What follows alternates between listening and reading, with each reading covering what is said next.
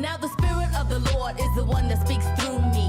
Before my mother's womb, he ordained and knew me, ransomed me, and placed his words upon my tongue. Few are chosen, rest assured that I am one, an ambassador for Christ, his beloved son. And by his word, let souls be one. So welcome everyone to this listening party. Sit back and let your souls be hearty. Celebrate with me the gift that God has imparted. And what better way to get this party started than to give him the stage, because he knows where your heart is. Holy Spirit, you are welcome in this place. Give me the boldness to look upon each face and speak every word that you've given me to say. With no fear I speak truth, I won't deviate, and I'm confident that all will go great. So let your presence saturate this place. I breathe in your spirit, I intake a river full of life, water in every dry place. As I flow to the notes that heaven navigates, let it bless every listener and free them today. Let the truth of your word draw souls to be saved. Let the comforter comfort hearts today, and let the light of your word show them the way. Every time I write, I tell his story as I bask in the truth of his word before me. He opens up to me and shows me his glory. He gives me the strength to keep on soaring, and when I open up my mouth, for him I'm roaring. And the Spirit of the Lord goes before me, to the captive set free, that's reassuring. Over the years he strengthened my inner core, and every day I wake up just ready for this. In my spirit I'm sure I am in Christ, and my Father I adore. He redeemed me from destruction, I am his ambassador. As the world turns and open up the door, I step in with purpose to win souls for the Lord. Every time I write, I tell a story as I bask in the truth of his word before me. Every time I write, I tell a story as I bask in the truth of his word before me. Every time I write, I tell a story as I bask in the truth of his word before me. Every time I write, I tell a story as I bask in the truth of his word before me. Every time I write, I tell the story as I bask in the truth of his word before me.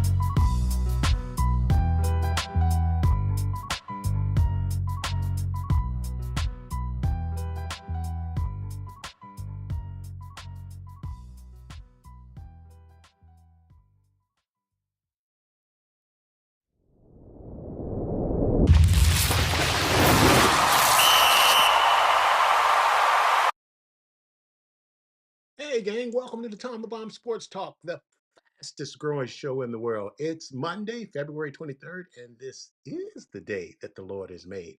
Let us rejoice and be glad in it. If you don't think it's a great day, just try missing one. And we, LOVE, love sports and the Word of God on the Tom the Bomb Show. And yes, guys, we are live on Facebook. Our contact number here is 301-655-9992. You can catch us also. We're live on YouTube. Our YouTube channel is Tom the Bomb Sports Talk. That's Tom the Bomb Sports Talk. You can also contact us by email at info@tomthebombsports.com. That's info@tomthebombsports.com. And of course, you can check out our website at www.tomthebombsports.com. Hey, gang, we'd like to thank you guys personally and thank you all for your prayers. Thank you for your prayers and your support. We've heard you loud and clear. And for everyone that's reached out wanting to contribute to the show and our ministry, Dr. Lauren and I, we both sincerely thank you. With that, we appreciate your patronage, and you can bless us to keep creating content and spreading the word of God. That's our real job. Okay. Our business cash app here is hashtag $Tom the Bomb Sports Talk. That's $Tom the Bomb Sports Talk. And we sincerely thank you, and may God bless you a hundredfold return on the seed that you sow into our ministry at the Tom the Bomb Show. As usual, we want to start off by thanking God for all the wonderful things that he's already done for us all the way through 2025 and into this new year, the new year 2026. We're still talking about the new things that are coming in 2026. And our theme for 2026 is the year of discovery for grace for beyond, to infinity and beyond in 2026, so that we can be transformed to a level that none of us has walked in before. So that 2026 can be the best year of our lives. It's the best year of our lives. Our foundational scripture for the whole year in 2026 is found in 2 Peter 3:18, and it's from the Good News Translation Bible. Okay, and it says, but continue, because we're still talking about the realm of grace, but continue to grow in grace and the knowledge of our Lord Jesus Christ. To him be the glory now and forever. Amen. To God be the glory. Right, Dad? Yep, yep. Look, hey, gang, I'm pleased to announce our Community Hope Center at VCCI, Victory Christian Church International. We've started our grocery distribution program, and we're feeding 50 families in these designated zip codes. Okay, it's the excuse me, it's the third Saturday of each month at 11 a.m. Eastern. Our location is at 7-7 Metropolitan Court, and that's in Gaithersburg, Maryland. The zip there is 20878. And it's open to all the residents of the following zip codes. That's 20877, 20878, 20879, 20855, and 20882, and anyone that lives in Montgomery Village. Okay. It's on a first come, first served basis while supplies last. So you can scan the QR code to register, or you can also register on site. It is available, but all participants must complete a registration form, please, please. Our goal is to work up to 100 families soon. So be in agreement with us to get to this goal. We want to be a blessing to the community that we serve. We want to be a blessing to our community. That was always a big thing for our beloved Pastor Brew and Pastor Kit. Hey, gang, we got no trivia poll questions. Oh, I know. We'll get to it next week. Listen, let's kick it. Let's jump right in. Let me bring it. Okay, so I think we had an NCAA Final Four preview matchup on Saturday as Dr. Lawrence, number three Duke Blue Devils, knocked off number one, the Michigan Wolverines, in the duel in the district. Felix, we got to see some basketball in Washington, okay? And if this was a preview of what's coming, then Tom the Bomb is all for it. Man, this is why I love college basketball. That's my song. That's my song. I need two breads on that, Troy. Two breads, okay? I love college basketball. I think the NBA has the greatest athletes in the world. But for me, nothing compares to the excitement of the student fans, the student body, and everything that goes with college basketball leading up to March Madness. We're almost there. That's my favorite time of the year. Currently, the poll rankings haven't changed yet, but nearly everyone in every metric have the Wolverines and the Blue Devils like one and two as the two best teams in the country as we close out February heading into March. It seemed fitting that the two would meet in the Capitol Showcase at the Capital One Arena. Like I said, we got to see some basketball there. uh, in a in a neutral site game that had all of the excitement and the feeling of a Final Four matchup of Titans. Okay, with high, I mean, it was high quality. It was fiercely competitive play with every single possession feeling critical. Dr. Lawrence Duke Blue Devils emerged with a 68-63 victory over a star-studded crowd in attendance. The game attracted a crowd over 21,000 fans for two of the elite teams in the country, but also two of the national best players in Duke's Cameron Boozer and Michigan's Yaxel Lindenborg. Boozer's power game finished with 18 points, 10 rebounds, and 7 assists, while Lindenborg showed off his versatility with 21 points and 7 boards for the Wolverines. Okay, Troy and Felix. Now, here's my first question. I'm gonna get to you. Let me just put it out so you guys can be thinking about it. Here's my first question. Now, when did CJ Stroud start playing point guard for the Michigan Wolverines? Come on, somebody explain that to me. When did CJ Stroud? Now, is it just me, or is that what that guy look like? Look, Elliot Cadeau had the worst game I've ever seen a number one ranked team point guard have. And although Duke's defense was unbelievably tough, it had nothing to do with Cadeau's play. Besides the canny, similar looks of CJ Stroud, it immediately took me back to CJ Stroud's terrible, terrible, terrible, terrible performance in the playoff game against the New England Patriots. Uh, the former North Carolina guard, he transferred from Carolina to Michigan, was booed by Duke fans naturally, right? But by the end of the game, I'm sure there was some Michigan fans that was booing Cadeau as well. This was a huge game, and I applaud both teams for scheduling such a tough non-conference game so late in the season. A lot of teams don't like to do that. But getting back to Elliot Cadeau, I know everyone has a bad game. I know that, right, CJ? Right? CJ will say, "Yeah, Tom. Yeah, yeah, Tom." But at the point guard position, it's exactly like he's the QB in football for your team. Your team is only going to go as far as the quarterback or point guard goes. I can forgive I can forgive the horrible one for eight shooting from the arc uh, when it was really really badly needed by Michigan, because as a point guard there are so many other ways you can contribute without scoring. Uh, in football we often talk about the quarterback managing the game, right? Right. Well, it's the same thing for a point guard. So what do we say? Just don't turn the ball over, right? Don't turn the ball over. Sam Darnold just proved that point flawlessly in winning the Super Bowl earlier this month for the Seattle Seahawks. But the reason that the Houston Texans weren't in the Super Bowl was simply because of CJ Stroud. CJ Stroud's turnover. Don't get it twisted, okay? What I absolutely couldn't forgive about Elliot Cadeau's performance was the missed clutch free throws. Brothers can't make the free throws, Lauren. Brothers can't make the free throws. Make it free. That drives me crazy when I see these brothers step to the line and can't make these free throws. Look, I played point guard in high school and in college. Felix, I bet you didn't even know I played college basketball. And my coaches taught and expected certain things that were critical to play that position.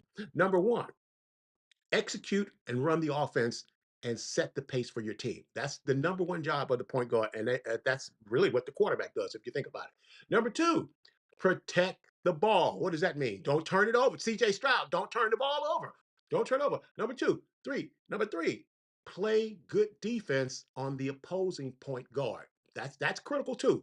Number four, knock down the open shot from the key and the arc. When you open it, you gotta knock that. They have to respect you. They have to know that you'll pull that trigger and make that shot.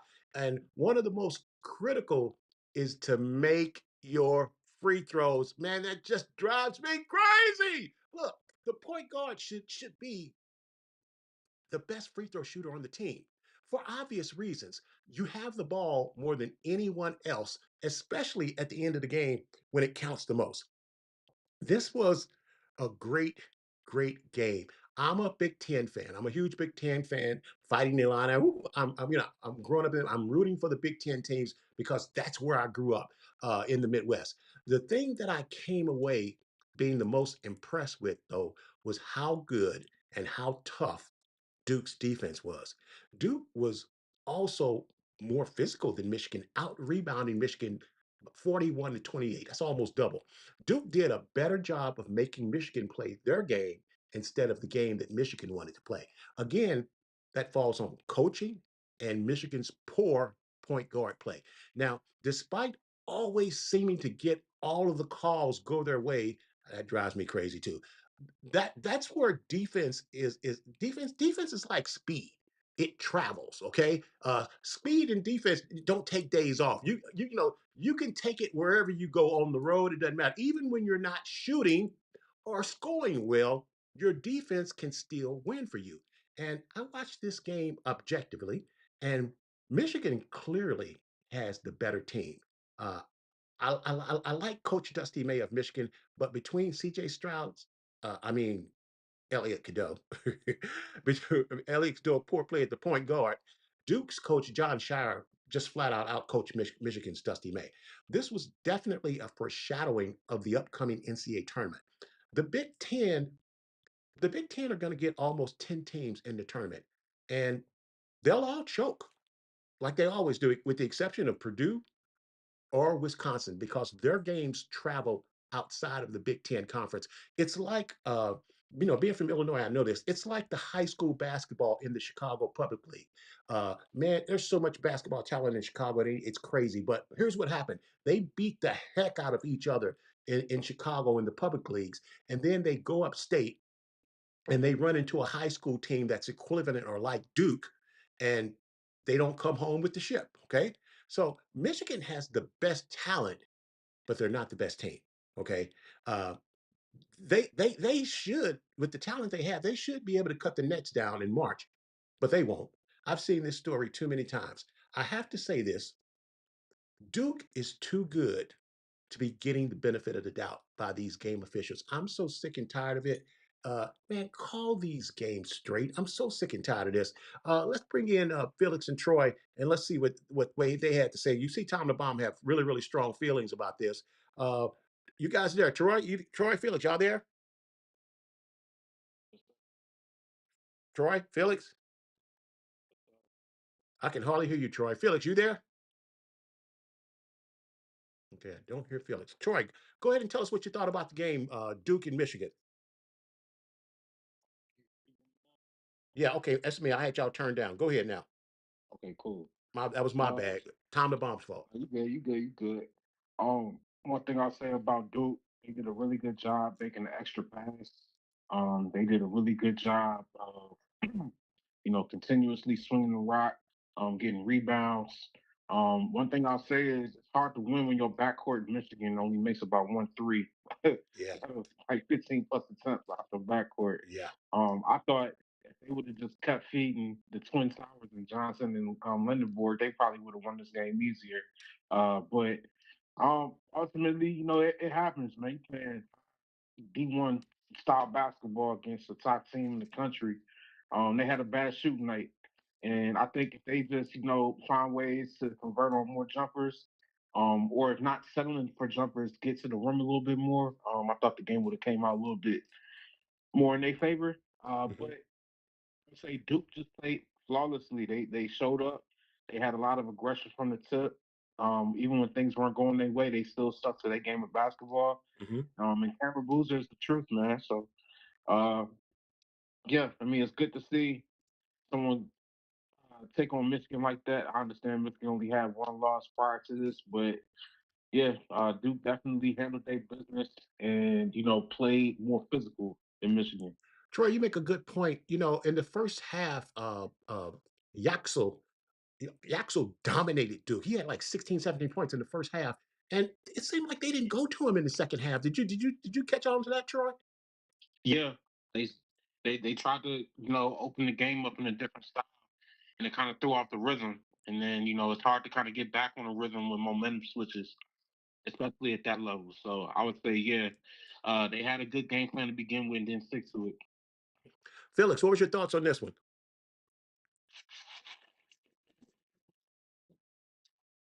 Hello? Yeah, Felix, what was your thoughts on Duke and Michigan? Uh, I think you guys pretty much covered base on that one. You did what now? I think you pretty much covered base on that one. I mean, Okay, well, okay. Well, you didn't have any thoughts on it, or you just agree with everything we said? yeah, just about. Okay, that's why he's the best side man in the business. Listen, let me just ask you guys this. Listen, uh, like I said, I watched the game objectively. Did you guys feel like? Let me ask you this, Phyllis. Did you feel like that Duke kind of got some calls that like they always do? Of course. What you on delay today, Felix? Troy, what I about mean, you? How did you think the game was officiated, Troy? Uh, I mean, there's some ticky tack fouls here and there, but for the most part, it was just a physical game. And in the heat of the moment, just some calls didn't go their way. Yeah, yeah, yeah. All right, last thing. Is it just me, or does Elliot Cadeau look like C.J. Stroud? Is that just me? Nah, you do. Okay, I was just what I was like, man. Not only do he look like him, he playing. Let's move on to our next game. Man, this next one, man, boy, this game made me sick and ruined my weekend almost as the Illinois Fighting Illini blew a 23-point lead to lose in overtime to the UCLA Bruins, playing for their tournament life. They're a bubble team, 95-94. First of all, kudos and congratulations to UCLA and Coach Mick Cronin for not quitting in a game. They could have easily lost this game by 30 points. Illinois is that much better than UCLA. As talented as the Illini is, they're young and their inexperience showed up Saturday night like a neon sign saying, "Hey, we don't know how to finish. We don't know how to finish." Illinois last three losses have come in overtime. Illinois is now 22-6, and in their 6 losses, they've lost their last 6 for a combined 9 points. That means their average loss is by 0.67 points per game. They're not even losing by 1 point a game if you add it up. They're losing by 0.67 points, and that's an indication of inexperience and youth. That's what that is. Good teams win close games. So that means they're not a good team according to those standards. Wrong, wrong. They're an excellent team that's getting bad coaching down the stretch. This coaching staff is terrible. They're terrible at making adjustments. I've seen the last 3 games that Illinois has lost, and it's going to be their downfall in the NCAA tournament. Their number one problem is defense. Statistically, the Illini defense ranks in the top tier in the country with the biggest starting lineup in the country. Well, then what's the problem, Tom the Bomb? No foot speed. No foot speed. Their Achilles heel is a fast, shifty point guard that can penetrate and dish and score in the paint. From Michigan State, I said they lost to Michigan State, Nebraska, and UCLA. They cannot stop dribble penetration. Troy, you have to be able to make the guard go east and west by moving your feet instead of letting him just blow past you, which is what has happened in all of their losses. So how do you let a guy dribble the entire length of the floor without passing, with under 5 seconds left in the game and get a layup? And you have 2 7-footers on your roster. Riddle me that, okay? If he pulls up and drills a jump shot and they lose, I can live with that. I can live with that. But to not make a single pass and get a layup on the buzzer, man, that's coaching malpractice and no senior leadership on the floor. This was a critical loss for the Illini, especially after Duke beat Michigan earlier in the night. Man, they now got no chance to win the regular Big Ten title, and more importantly, they got no chance for a number one seed now in the upcoming NCAA tournament. Now, they may have even dropped out of the number 2 seed brackets after losing to an underachieving UCLA team. Come on, man. This like I said, man, this game, man, this game drove me wild. Now, look, now in the tournament, you got to make your free throws. And at some point in the game, late, you got to be able to get a defensive stop. And with their third overtime loss on the buzzer, basically it means that they're not able to do that. So I'll sum this up with 5 painful observations from this last critical loss to UCLA, because this was all about the Illini. This ain't got nothing. This is all UCLA. UCLA didn't win this game as much as Illinois blew it. Okay, so you guys check this out. Okay, let's start off with number one. Number one, where's the beef? Where's the beef? Or should I say, where's the defense? Where's the D? Illinois still has the number one scoring offense in the country, in the nation. Yes, they went ice cold from the 3 point line in the second half. You know, you live by the sword, you die by the sword. But this loss clearly falls on the defensive shoulders. UCLA is averaging 77 points a game, and you just gave up 95 points to UCLA. The Illini got lazy on defense and thought this game was over when they were up by 23 points.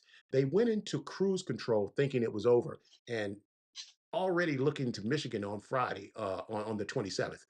They didn't close out on the perimeter. And once a team that's down makes 3 or 4 threes, the comeback is on. The comeback is on. So UCLA made 11 3 pointers down the stretch. And Illinois is now 2-3 against teams that shoot 39% from the 3 point arc. On top of that, they never stopped the dribble penetration. So now UCLA is scoring from the outside and they're scoring from the inside. At one point in the second half, UCLA made 17 of 19 shots. Where's the D? Nobody's that good of a shooting team. Nobody's that good of a shooting team. So, this point number two, the freshman sensations played like freshmen on Saturday, and they laid an egg. When you rely on freshmen to lead the team, this is going to happen because because they're freshmen. They're freshmen. A lot of people would argue that Illinois' best two players are freshmen Keaton Wagler and David Merkovic. Wagler played okay, leading the Illini in scoring, but Merkovic pulled a Houdini, and he was missing in action. He had his worst game of the season, posting his worst numbers of the season. He had 3 points, 5 rebounds, 4 assists, and he went 1 for 7 from the floor and 0 for 4 from the 3 point arc. His scrappy play and defense has been his best contribution in his freshman campaign, providing a toughness that this team desperately needs. And you would think, Illinois has 2 7-footers, and you would think that would come from them.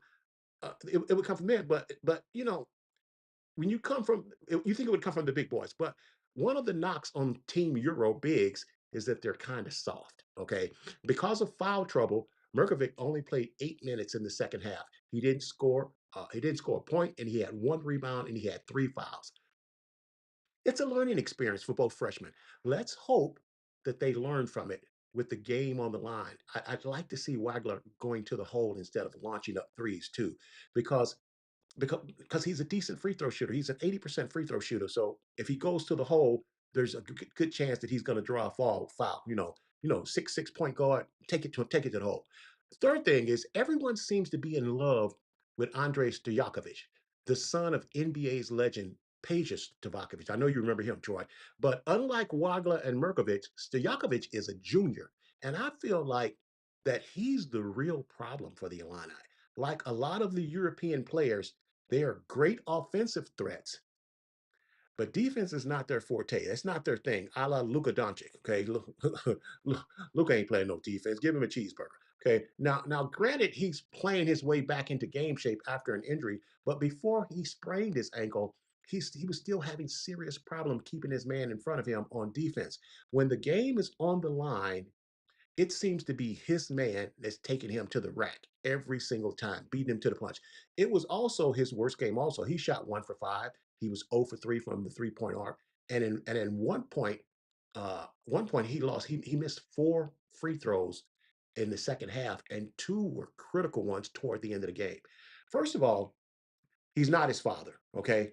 Not even close, okay? As a shooter that Pedro was. So stop firing up 3 pointers. His game, he's a slasher and taking his man to the back. He's 6'7". He got a 6'7" frame. Take your man down low on those smaller guards.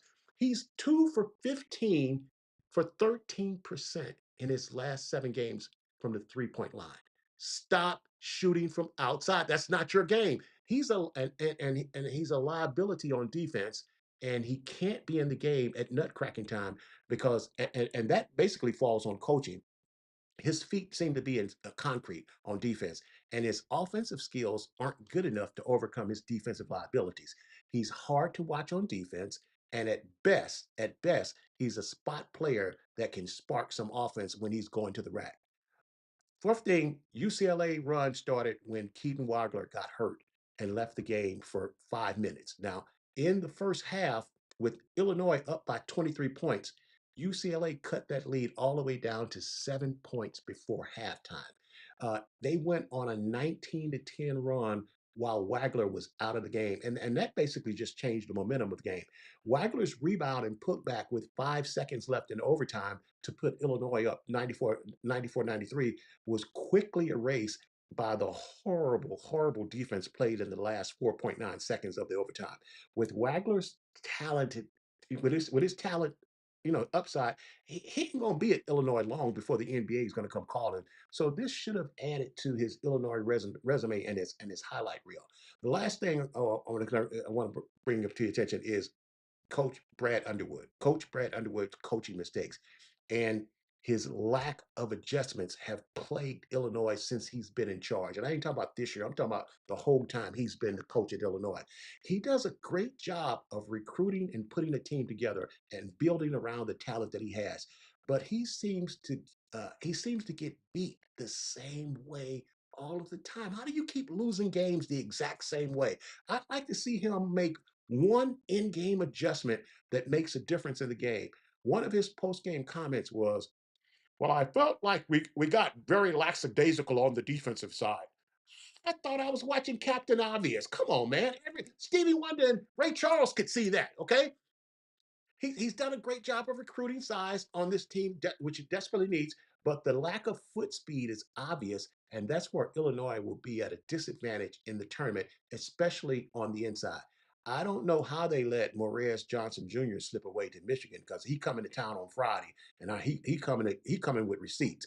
He looked really good against Duke on Saturday. So Coach Underwood said the defensive game plan at the end of the game was to stop the ball and make them pass.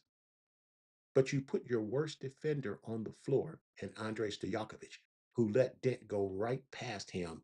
And then your 7-footer, he doesn't even defend the rim. Other than the loss to UConn, Illinois should have beat Alabama. They missed free throws against Alabama. They missed free throws against Michigan State, rebounding. They missed free throws at the end of Wisconsin, Nebraska, and UCLA. This team legitimately should only have one loss this season. This loss to UCLA is crippling for the Illini going forward. Let me tell you what this reminds me of. Felix, you probably remember this. The miracle, the miracle minute. On January 27th, 2001, a number two ranked Duke staged a comeback, erasing a 10-point deficit uh, in the final 55 seconds to defeat the 10th ranked Maryland Terrapins 98-96 in overtime. Jason Williams scored 8 points in 15 seconds. And Shane Battier secured the win with a key block during the Terps' historic heartbreaking loss. Maryland led 90-80 with 1 minute to go. And in 55 seconds, Duke high pressure scoring run ties the game 90-90. Jason Williams scored 20 points while Shane Battier, like I said, made critical plays down the stretch, including the key block on Juan Dixon's late shot in overtime to seal the win for Duke. This this is still considered one of the greatest comebacks in ACC history, famously named Gone in 54 Seconds. If you guys remember the movie, Gone in 60 Seconds. As the Blue Devils went on to win the NCAA National Championship in 2001. But here's I'm bringing this up because that loss fueled the Maryland Terrapins, and they bounced back the very next year and they won the national championship that in 2002, revenging that heartbreaking loss as they beat Duke in the Final Four the following year. And I said all of this to say that's exactly where Illinois basketball program is right now. They'll sink after this loss, or they'll learn and they'll rise up. And they'll need to beat Michigan on Friday, and they need to win the Big Ten tournament now. Felix, what's your thought on that? I was a long way, but what was your thought on Illinois and UCLA? First off, the 2001, that sounds like something that would happen to a DMV team. Secondly, that pretty much you're spot on because when something like that happens, it either breaks your momentum, it shakes your world, Troy, and you I'm wonder, sorry. Go ahead, what Felix. you can do. Uh-huh. Oh, yeah, and you wonder, what can you do to bounce back? You're so shaken by it. And on the other end, you can say, hey, if it reveals a weakness, it'll reveal what you should build up, come back, and come stronger than ever. And it goes into what they say for NFL quarterbacks. You kind of have to have a short memory if something messes you up that badly. Mhm. So short memory, as in, I'm not going to let that shake me next time I step out. But on the other end, hey, whatever I messed up on, I'm going to learn that. So that part's going to stay with me. So in terms of that dynamic, you're absolutely spot on. Mhm. Troy, what was your thoughts on UCLA and Illinois? Illinois got out coached terribly. Yeah. I don't understand how you up 20 points at one point in the first half and you only win the first half by 7 points, 50-43. Mhm. They made their comeback in the first half and they got lackadaisical on deep. Illinois got lackadaisical on defense. Um, for me, looking at a guy Dent who did really shoot well, he did so well of like dribble penetrating and then being able to kick out or find an open guy on the Mhm. cut. Mhm. Um, Team defense, Illinois looked terrible. That last possession, he didn't just run up the court. The guy set a screen, set an on-ball screen at half court, which gave him a little bit of room. But in that scenario, I'm thinking, okay, if I'm the center, if the point guard hasn't really shown, signs of shooting, Mhm. I know he's gonna get to the rim. I'm gonna slide up and look to set my feet so that way I can get a charge. Mhm. If anything, like you said earlier, I'd rather them beat me with a jumper in comparison to getting a layup Mhm. from full court, Mhm. right? Mhm. So I'm looking at it as okay, well maybe he wasn't in the right mind, maybe he's tired. Well, you running an 8-man system, and these guys over here are just getting bullied in regards to points in the paint. Mhm. Like there's no way they're supposed to lose this game No. when you win the rebound total by 17 rebounds. They had 20 offensive rebounds, Yep. 20 defensive rebounds, like I said, 40 to 23, and still lost this game. That's crazy. I'm looking at it as you were up 20 points in the first half, and you shot 13 for 42 from the 3-point line. That is terrible. There's no reason why you're supposed to be shooting 40 plus threes when you had a 20-point lead, Yeah. right? Yeah. Your center going 1 for 5, your point guard going 1 for 6. Markovic went 0 for 4. Stojakovic was getting ripped from Dent, full court pressure He defense. was 0 for 3 He, too. yeah, I mean, Mhm. I'm looking at it as, man, they gave this away. Yeah. Yeah, I mean, look, you got all that talent on your bench. You mean to tell me those guys couldn't have came in, that ninth, 10th, 11th guy couldn't have came in for 7, 8 minutes to help, play defense, Right. help stay in front of people, Right. to look the waste clock on the offensive side, as opposed to just settling for 3 pointers. If there was anybody that deserved to shoot more than 5 threes yesterday, it was Ben Hum. What's his last name?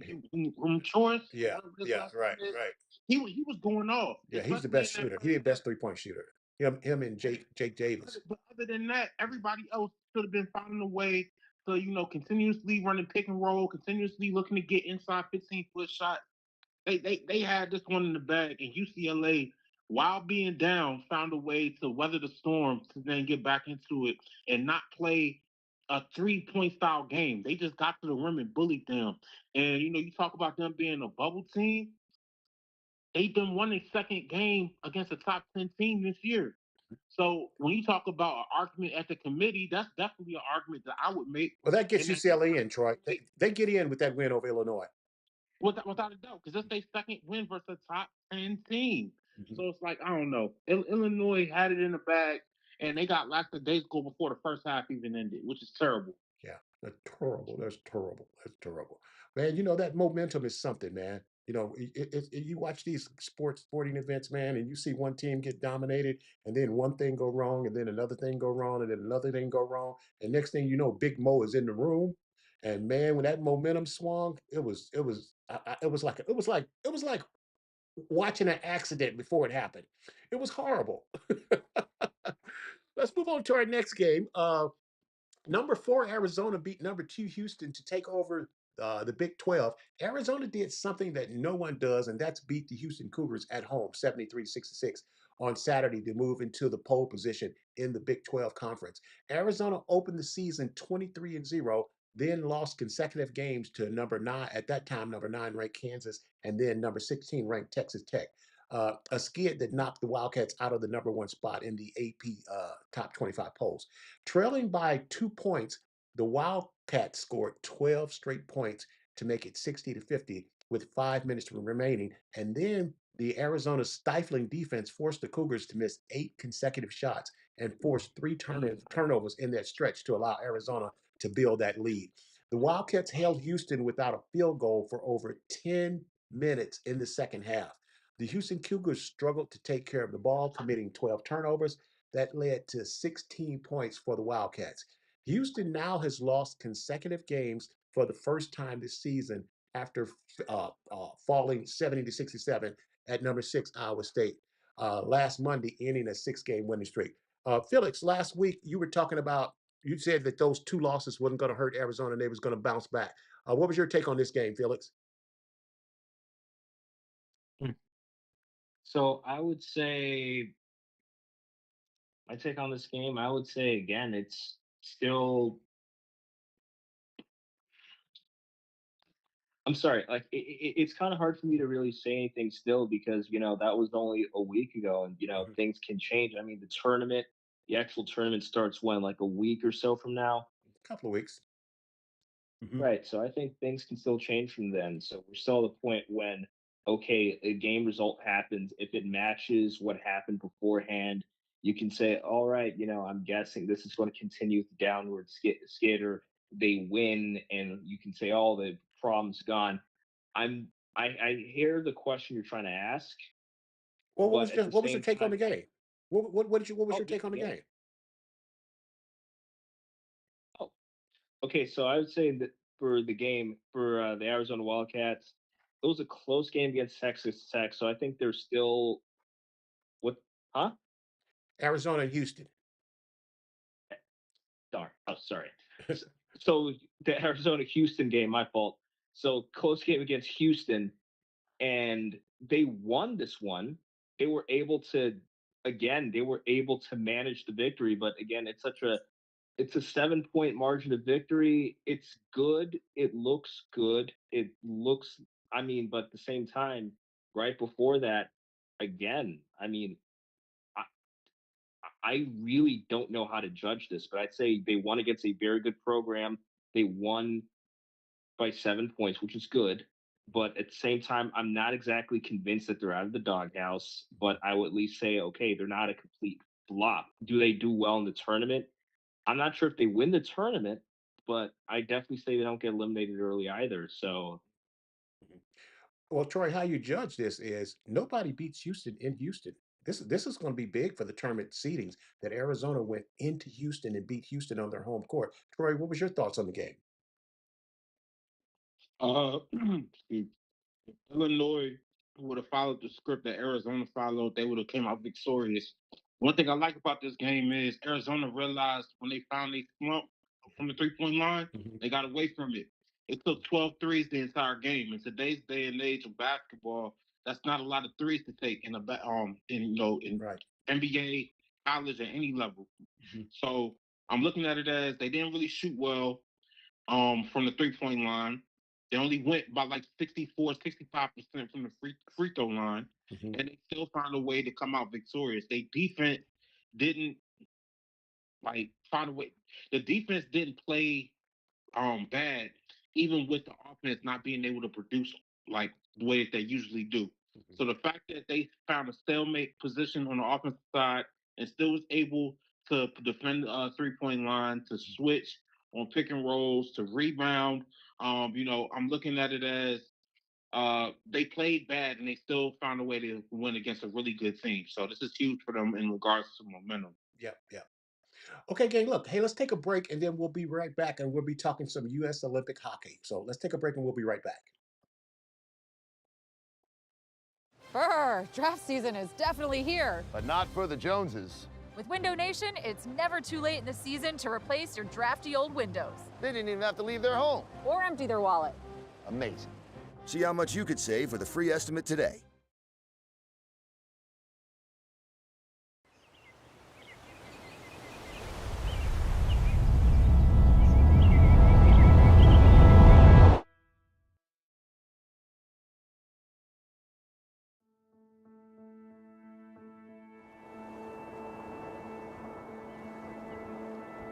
Sheltered by the Sea of Cortez, Danzante Bay is a pure and peaceful oasis, an uncrowded retreat where your options are as vast as your views.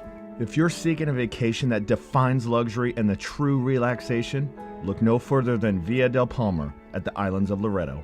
A splendor of true Mexican hospitality effortlessly blends with rich materials and insatiable comforts to bring guests the ideal home away from home experience. With its quiet beaches, scenic vistas, rich history, and astounding surrounding natural habitat, you'll feel as though you've been swept off to paradise.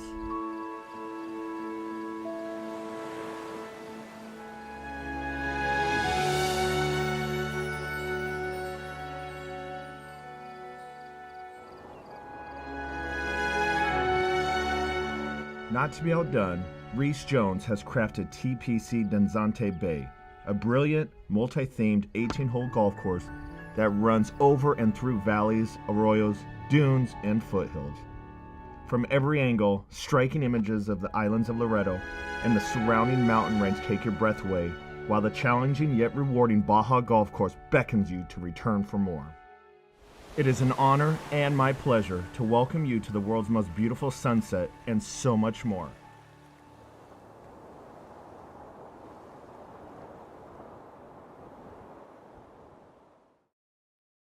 And we're back.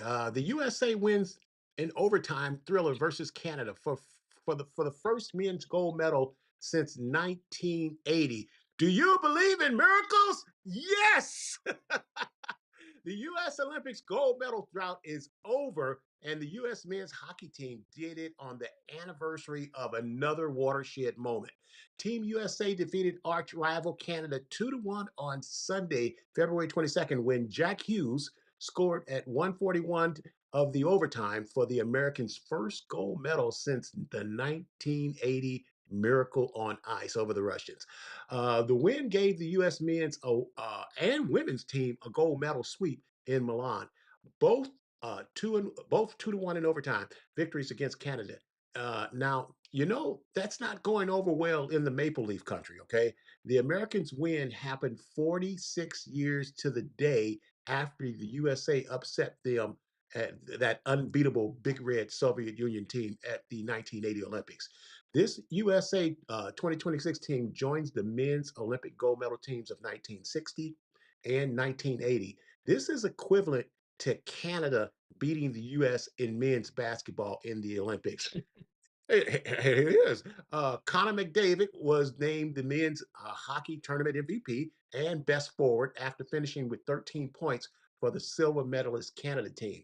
And that set a record for an NHL player at the Olympics, breaking the 11 points shared by Finland's Teemu Selanne and Saka Kovu in 2006.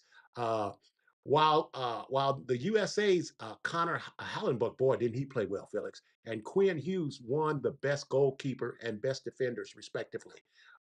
And also the team honored Johnny Gaudreau. I thought that was really, really cool. Felix, take us away on this. All right. So first off, that was a very touching moment for a number of different reasons. First off, again, 46 years to the day of the last gold medal. Secondly, again, even the Canadian media outlets, I follow Bar Down and Sportsnet, they said that the Gardot tribute was, very touching because the Mhm. hockey community is still shocked by that loss. So Felix, also share, I want share, share with us. Some of our viewers may not know what happened to Godot. Oh, I'm sorry. So the Johnny Gardoro situation was a situation where he and his brother were killed suddenly by a drunk driver. They were just out bicycling, and this was on the weekend of a wedding, if I remember At their correctly. sister's So wedding. it was Their sister's wedding. Their sister right, was getting married.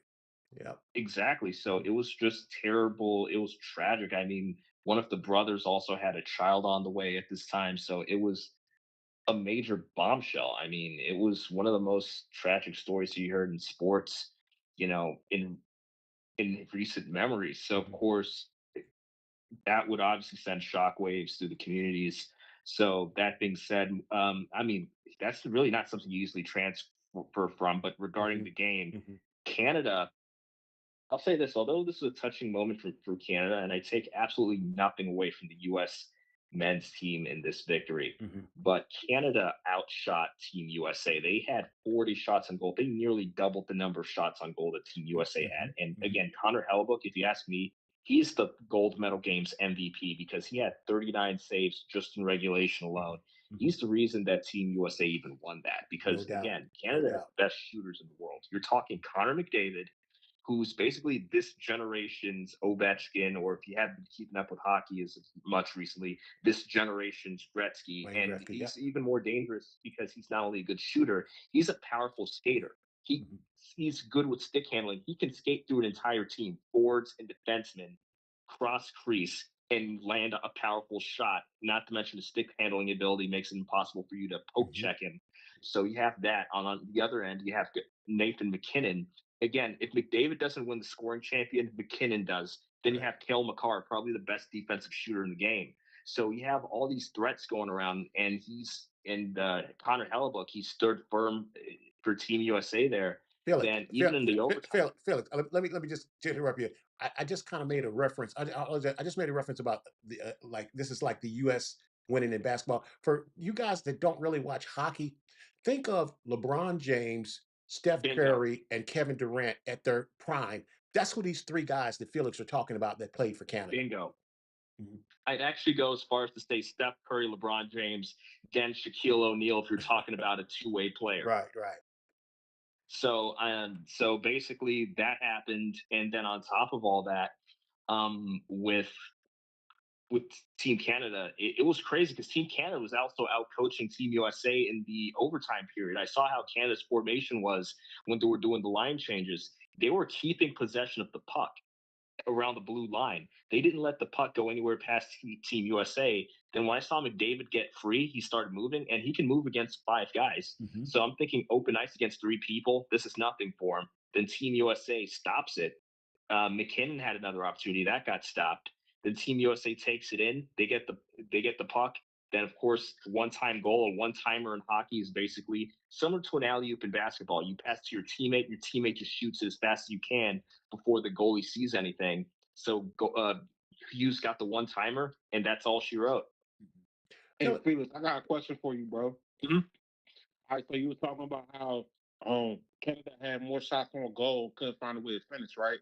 Yeah. What do you think the impact of Sidney Crosby not being on the ice did to Canada? Oh, that's huge right there because he's another generational player. Basically, sometimes I talk off the air, and I mention anytime he plays Ovechkin, it's like Peyton Manning versus Tom Brady. You Mhm. know, you Right, guys have probably right. heard me say this before off air. So that probably had an impact. But to be honest, I, I honestly don't even know how to answer that because if you look at the people who scored the goals in the game, they weren't even the top players. They weren't even the Team USA stars. Their big stars didn't really, outside of Hughes at the end, didn't really score. Team Canada, the one goal they got, it was not from McKinnon or McDavid. So that's hard for me to answer. All I can tell you is that for Crosby, um, maybe that could have tipped the scale. Mhm, I do agree, but mhm. maybe not because again, hockey's a funny sport. I mean, really, sometimes the best team doesn't win. Sometimes it comes down Right. to who makes the clutch play and who has Mhm, the right situation and who has the better goalie. So, mhm. Well, yeah, it's a tough question for me to answer. Well, let me ask you this, Felix. A lot of people felt like Nathan McKinnon, right after the game, a lot of people felt like it was sour grapes because he said, we were the better team and we played better than them, but yet they didn't win. I don't think that's sour grapes. I thought It's not. Canada did play better. What's your take on that? They played better, absolutely. I mean, like I said, they played better off offense. They landed more shots on goal. They played better defense, Team USA. And again, even though I say Canada is a better offense, Team USA has some of the. They have Austin Matthews, who's one of the best shooters in the NHL.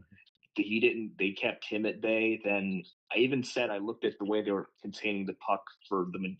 Team Canada controlled the puck throughout overtime. It's only the one offensive stint Team USA got that they scored on. So they were outcoached, outplayed, and quite frankly, like I said, sometimes in hockey it just comes off to a lucky bounce. So McKinnon's absolutely right. I don't disagree with him at all. And if you just think about other sports, how many times have we watched a game and we saw one team dominate, but yet they still lost? It happens. It Yeah. definitely happens. Felix, it was really cool seeing the U.S. women teams. They're cheering on the men team after they also defeated Canada to also capture the gold medal, completing their storybook ending after losing to Canada in the Olympics final in Beijing. The U.S. women had been on a mission to redeem themselves for the 2022 loss. And like their U.S. men's counterpart, it's also the third gold medal win for the U.S. women's team, each time winning over Canada. The U.S. women were perfect in 2026, going 7-0 and only allowing two goals throughout the entire tournament. And that's domination, Felix. They were on a mission and they were flawless until Canada scored in the finals. Now, while the U.S. women triumphed in the end, Canada the Lady Canada, they actually outskated and outplayed the U.S. women's for much of the final, and they seemed to dominate the tempo throughout. Although the first period was scoreless and the stat sheet was nearly even, Canada appeared to have the upper hand going into the break. Then the dagger came. when Canadian forward Christian O'Neill scored on a shorthanded goal less than a minute into the second period. Canada managed to hold on to a 1-0 lead, and it looked like it was going to be secure. It looked like they was going to win their sixth gold medal in the women's hockey, Felix. And then, boom, Captain America showed up, but not so fast, my friend, not so fast. In terms of that storybook finish, it couldn't have been scripted better with time running down and all the chips are on the line, and the hero swoops in for the rescue with just 2 minutes, with 2 minutes to go. Hillary Knight, like I said, ended her Olympic career as Captain America. She scored to tie the game, keeping the U.S. gold medal hopes alive. Ultimately, ultimately sending the Olympics into a final sudden death overtime. Once it got to overtime, uh, Knight told her teammates, "There's no way that we're losing this game. There's no way we're losing." With a bullet shot from defenseman Layla Edwards from deep, Knight maneuvered herself perfectly and tipped the ricochet into the back of the net to save the day for Team USA and forced that overtime before Megan Keller scored the game winner to secure the gold medal. Keller said, and I love this. Keller said, "I wasn't playing. I was playing to win. I was not out there playing to lose." And despite the individual heroics, it was a dynamic team effort from the women of Team USA Hockey. Now, Caroline Harvey, she was named Olympics MVP and Best Defender, and she finished with 9 points, tied with Megan Keller. This might be the best women's hockey team ever. Felix, what's your take on the ladies? Absolutely, because you mentioned the fact that they were flawless. They actually did not give up a single point until Team Canada scored those two in regulation. And also, what I want to say, they set an Olympic record, longest time in the league, in the lead, over 300 in-game minutes, over 300 in-game minutes in the lead, 331 to be close to exact.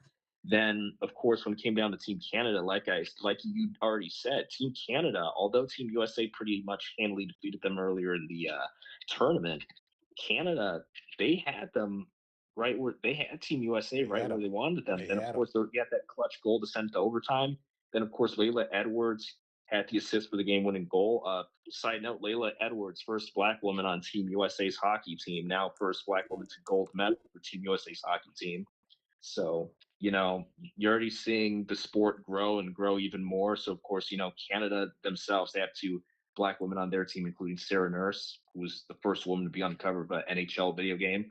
But that being said, both teams, I'd say that in terms of Team USA, Team Canada, Mhm, I definitely did not expect the Team USA's women's team to struggle like they did against Canada. For it to be as close of a game as it mhm, was, mhm, Team USA's men's team, to be honest, they actually surprised me with their win because Canada looked like they were on a tear. I saw USA have some issues here and there, but Team USA's women's team really, I have to give them props. And again, I did not expect that game to be so close with Canada. Well, they don't like losing on the ice, just like the United States don't like losing in basketball. That's a perfect analogy. Hey, let's move on to our next one. Hey, Jacob Bridgman holds on for his first PGA Tour win at the Genesis Invitational. Troy, just last week we talked about what a PGA player has to do on Sunday to secure a win on the PGA Tour. And a pedestrian one over par 71 on Sunday is usually never enough, as Akshay Bhatia found out last week. But man, somebody got to stop moving in their chair, okay? But Jacob Bridgman started Sunday with a massive 6-shot lead and extended it to 7 shots with 12 holes to go. But Jacob didn't make another birdie over his last 15 holes. But as they said in 10 Cup, sometimes par is good enough to win. Only when you have a 7-shot lead going into the last round on Sunday. But Jacob birdied the third hole, par four, and that was it. But don't get it twisted. He didn't back into this win like a lot of guys try to. He played brilliant technician golf, hitting almost every fairway, Troy, and ignoring the pin placements and simply firing for the middle of the green and being content to two putt for his par. With a 7 shot lead, it was a Jack Nicklaus and Tiger Woods smart and executed almost perfectly round Troy. With only 3 bogeys, he offset that with 2 birdies for that 1 over par 71 and finished at 18 under par, a total of 266 to take home the winner's check of $4 million. Okay, say it with me, guys. Get your kids out playing golf. Hey, man, Bridgman fired a 66 on Thursday, a 64 on Friday, a 64 on Saturday to sleep on a 6 shot lead going into Sunday. And like I said, after birdie in 2 of the first 3 holes, he shot 3 over after that. Kurt Kitayama and Rory McIlroy uh, tied for second, 1 shot off the lead at 17 under par, both earning $1.8 million for finishing second. Get your kids out playing $1.8 million for 4 days of work and you finish second? Get your kids out playing golf. Rory McIlroy just couldn't get his putter working to get the win, while Kitayama fired a closing round of 64 to press Bridgman. Uh, Troy, when Rory, I know Rory didn't win, but let's talk about when Rory is on his A game, Troy. Uh, I don't think anybody can beat him, including Scotty Scheffler. But Rory's problem is his putting. He never putts. Troy, what was your take on this? Yeah, he woke up too late. He had a good, back nine going, but it took him a few holes to get into that rhythm. Riviera runs hard. The greens are always going to run over like a 13, 14, so it was slick. But yeah, gotta let him down early in the week. I feel like if he would have had the same energy, first couple rounds, he could have been in better scenario. But I feel as if the winner definitely like took his foot off the gas and could have played a little bit more aggressive in the fourth round. I mean, you still won, but 1 over, that's it's kind of hard to get off of. Now, one thing I'll say too, we're not talking about this because it's separate. I think Scotty Scheffler on his A game is the best player in golf still. Mhm. You had what 18 straight top 10 finishes before this week, Yeah, yeah. and the fact that he broke his streak, but he finished tied for 12th at 11 under. He was one stroke away from keeping that streak going. Mhm. I'm looking at that as like you said, get your kids out playing golf. I mean, imagine you finish top for 12th and you still win $415,000. Yeah, So yeah. I'm looking at it as he still shot 600 in the fourth round. Mhm. I still think Scotty's still that guy, but Rory's always been one of the head guys of this sport. It's just that getting over the hump. He reminds me of a lot of like um, just like a lot of players in the past in different sports that just do well throughout the regular season, but when it counts, they just can't finish. So Well, Troy, and we know this, getting your first win is always the toughest win. So for him to have never won on the PGA Tour, he came into that final round with a 7 shot lead. He hit almost every fairway. I think he made 17 out of 18 fairways. And then he just played for the middle of the green. I thought that was unbelievably mature for a young player to take that approach. I didn't think he was conservative. I thought he played smart. I mean, if you 7 up, all you got to do is not make any mistakes. And, he shot 1 over. So, and this is a rare case where 1 over or even par actually gets you to the finish line because he had a 7 stroke lead. So you still thought he was too conservative, Troy? I mean, with Kittyama going 8 under, I think so. It's still, I mean, but look, 8 under still didn't get him caught though. yeah, but almost did though. Yeah, that's true. You got a 7 stroke lead and you win by 1 stroke. I mean, hey, still won $4 million. Still got to win under his belt. So congratulations. But I think it was a little bit closer than what it could have been. Okay. Hey, gang, it's time for our segment of the show called the Tom the Bomb Sportsman of the Week. And, we're a sports talk show from a Christian point of view. And our theme here has always been, do you want to win at all costs? Because sometimes you win, but you lose. And sometimes you lose, but you win. So, how we win and lose in life truly, truly matters. We really, really want to be doing it the right way. In honor of Black History Month, okay, this week's Sportsman of the Week is Angela James, the Wayne Gretzky and the first superstar of women's hockey. Phyllis is going to take us away on this one. Phyllis, tell us about Angela James. So Angela James, the first black woman for Team Canada, and she, when used, they say it's the Wayne Gretzky of women's hockey. Let me just give you an idea for how great her stats were. So first off, she was a six-time MVP. So of course, there was a women's professional ice hockey league in the 1990s. Unfortunately, that one folded. So that one predates the current PWHL, an, which was formed fairly recently. So of course, she dominated that league, six-time MVP. In one season, she had 50 goals, 73 points. So I'm going to break down some things in perspective, something that even not, something that will be easily understood by hockey fans and non-fans alike. Okay. So she once scored 11 goals in 5 games. So she averaged over 2 goals per game. Mind you, in hockey, you already know it's a sport that you don't see a lot of scoring. It's very hard to score once. As a matter of fact, you're really only expected, even if you play at a high level, you're expected to score once every couple of games. You're usually going to lead the league if you score, say, once or twice every 3 or 4 games. She had 11 goals in 5 games, and that led Canada to their first ever double IHF Women's World Championship in 1990. Mhm. Her total career stats, so of course, she in her international hockey career, she had 25 goals and 16 assists for 41 points in 25 games. So again, that's another stat in which she averaged over 2 goals per game. So these are astronomical stats. You talk about Gretzky himself at the NHL level. He had the most points ever. Ovechkin, most goals ever. Points and goals are separate stats because Mhm. points also account for assists. Mhm. You're not talking two per game here. So her numbers astronomically high. Then of course at Seneca College, and this is college before she was even pro, three-time MVP.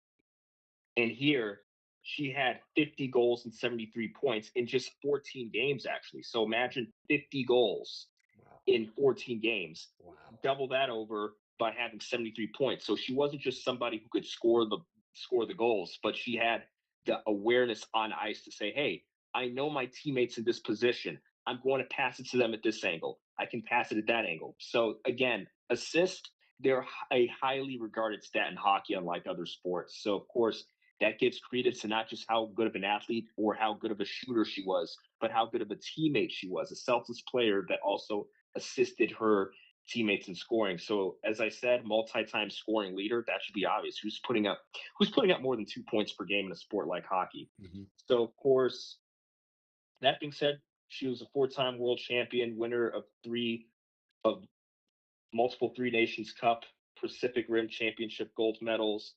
And as a Okay. matter of She fact, did win a gold medal. right. Okay. So, well, this is for Team Canada. Okay. Yeah, Layla Edwards is the first to do it for Team USA. So that being said, she had the Order of Canada and so that's similar to getting the Medal of Freedom here in the U.S. and the Ontario College Athletic Association Hall of Fame. So she's a member of multiple Hall of Fames and given a high civilian honor in Canada. Good. Wow. Felix, can you comment? I had read somewhere that she did not make the 1988 Olympic team for Canada. Was that Right. incorrect? Right. That would be the Olympics for 1988. So of course, right after. So despite that, she still had a solid college career, and this happens sometimes. So she still had a solid college career. Then she eventually made it to the Olympics. She eventually played internationally. And now the thing about hockey, they for their international competitions, they have these yearly. So sometimes it'll be in the Olympics, sometimes it'll be separate from the Olympics. So Team USA, Team Canada, men's, women's teams, they have yearly tournaments where they fight or where they play for gold, silver, bronze, then of course the Olympics. And those tournaments usually don't. Sometimes they may or may not involve pro players. Usually, at the men's level, they don't involve NHL players for the annual ones. But for the Olympics, those would most likely involve the NHL players for the men's tournaments. But yeah, so she didn't make 88, but Okay. thereafter, she got her accolades. All righty. Well, thank you, Felix, for our Sportsman of the Week. We appreciate that, bringing that to us. That's great. That's what we're looking for, especially during this month. Hey, gang, that's our show for today. As usual, Felix and Troy, you guys were excellent. Listen, gang, don't forget to like and subscribe us on YouTube and hit that like bell, please. And engage. Hit the notification button. We need you to engage. If you're enjoying the content and you'd like to bless our ministry, you can sow into the Tom the Bomb Sports Talk by cash apping us at $ Tom the Bomb Sports Talk. That's $ Tom the Bomb Sports Talk. And don't forget to check out our website at www.tomthebombsports.com. You can also email us at info@tomthebombsports.com. Again, that's info@tomthebombsports.com. Hey, gang, for a dynamic and in-depth sports analysis and highlights for sports in the DMV and more, check out the Washington Sports Den on Saturdays on WBGR with my main man, Mr. Felix Bassey. His future so bright, he gotta wear shades. The best side man in the business. Hey, gang, time flies when you're having fun. We're out of time here, but look, we sure do thank you and appreciate you for spending your time with us. We don't take that for granted. Listen, may the gates of heaven open and pour out an abundance of blessings down on you. God wants to introduce you to abundance, and an abundance of blessings down on you that there won't be room enough to contain it as you live off the overflow and step boldly into the realm of grace. Okay. Hey, remember, if you want it, you got to confess it with your mouth and believe it in your heart. Okay. That Jesus died on the cross and that he rose on the third day, not necessarily a Thursday, just for you. Uh, just for you. Uh, hey, gang, Tom the Bomb wants to leave you with a thought. Listen, duct tape may patch a lot of things, but 3 nails fixed everything. Hey, man, that's our show for today. Like I said, we thank you guys for joining us. Remember that darkness cannot drive out darkness. Only light can do that. And hate cannot drive out hate. Only love can do that. God bless you. We'll see you guys next week. Same time on the same bat channel, 6 p.m. Eastern, 5 p.m. Central, and 3 p.m. Pacific. You guys have a good evening. Troy, Felix, thanks a lot, guys. You guys were excellent as usual. You guys have a good evening. God bless you guys. Thanks, guys.